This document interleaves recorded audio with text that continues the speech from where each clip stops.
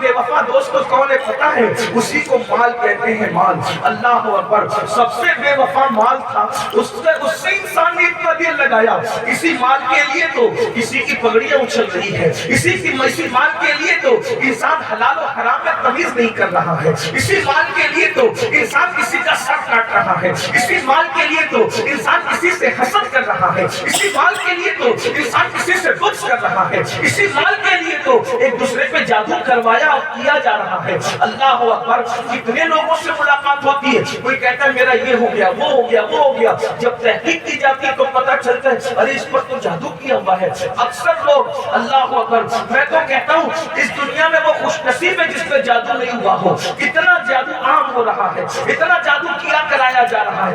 مشرکین کے مذہبی رہنماؤں کے پاس 500 روپے دے کر کے عورتیں جادو کروانے کے لیے جاتی ہے، مرد جادو کرنے کے لیے جاتے ہیں، اس کے یہاں بیٹے ہی بیٹے پیدا ہو رہے ہیں، تباہی ہو جانا چاہیے، اس کے دکان بہت چل رہی ہے، بربادی ہو جانا چاہیے۔ سن لو، کسی کو مشکلات میں ڈالنے والوں، کسی کو تکلیف میں ڈالنے والوں، تم کسی کو تکلیف میں ڈالو گے اپنی حیثیت کے مطابق، اور اللہ تمہیں بلا میں گرفتار کرے گا اپنی شان کے مطابق۔ دوسروں کو غم دے کر کبھی تمہیں خوشی نہیں مل سکتی، دوسروں کو درد دے کر کبھی تمہیں قرار نہیں مل سکتا۔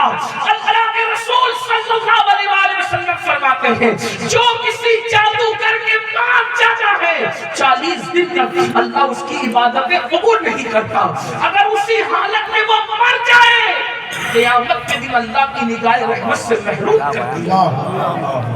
اب تو حال یہ ہے، عورتیں جن کے پاس جادو کرانے کے لیے جاتی وہ پیسہ بھی لیتے ہیں اور آبرو بھی لیتے ہیں۔ کیا حالات ہیں؟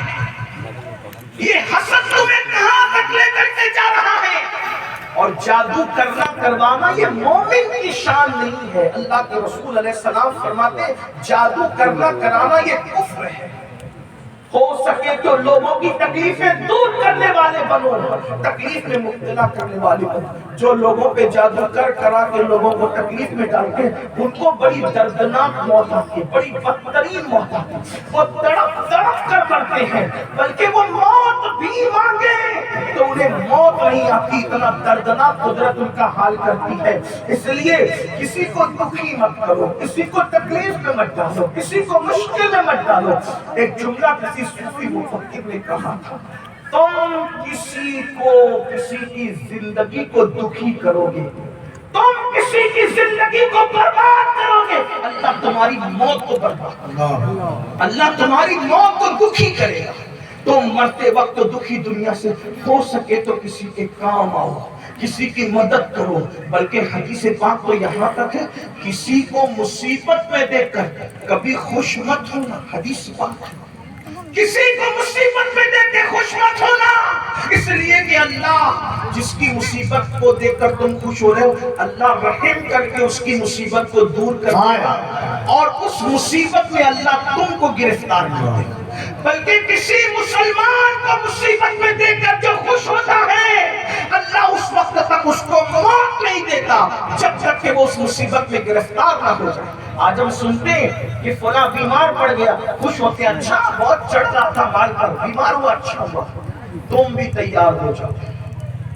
اس کا بچے کا ایکسیڈنٹ ہو گیا، خوش ہوتے ہیں اچھا ہوا اس کا بیٹا لنگڑا ہو گیا۔ مسلمانوں مسلمانیت کہاں ہے؟